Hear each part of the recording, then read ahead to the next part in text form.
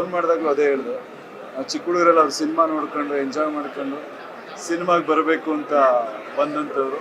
So very happy ಅವ್ರ ಜೊತೆನೇ ಇವತ್ತು ಕೂತು ಸಿನಿಮಾ ನೋಡೋವಂಥ ಒಂದು ಅದೃಷ್ಟ ಸಿಕ್ಕಿದೆ.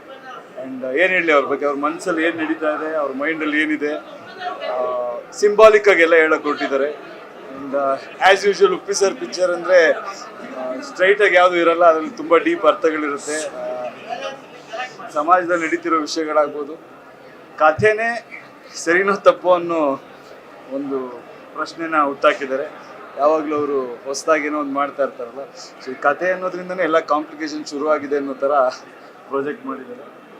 ನಿರ್ಮಾಪಕರಿಗೆ ಒಳ್ಳೆಯದಾಗಲಿ. ಆ್ಯಂಡ್ ಆ್ಯಸ್ ಯೂಶುವಲ್ ಎಲ್ಲರೂ ತುಂಬ ಚೆನ್ನಾಗಿ ಹೀರೋಯಿನ್ ಆಗ್ಬೋದು, ತುಂಬ ಸಾಕಷ್ಟು ಜನ ಕಲಾವಿದರು, ರವಿಶಂಕರ್ ಅವರಾಗ್ಬೋದು, ಸಾಧು ಗೋಕುಲ್ ಅವರಾಗ್ಬೋದು, ತುಂಬ ಜನ ಟೆಕ್ನಿಷಿಯನ್ಸ್ಗಳು ಒಳ್ಳೆ ಕೆಲಸ ಮಾಡಿದ್ದಾರೆ. ವಿಜುವಲ್ ಕ್ವಾಲಿಟಿ ಬೇರೆ ಏನಿದೆ.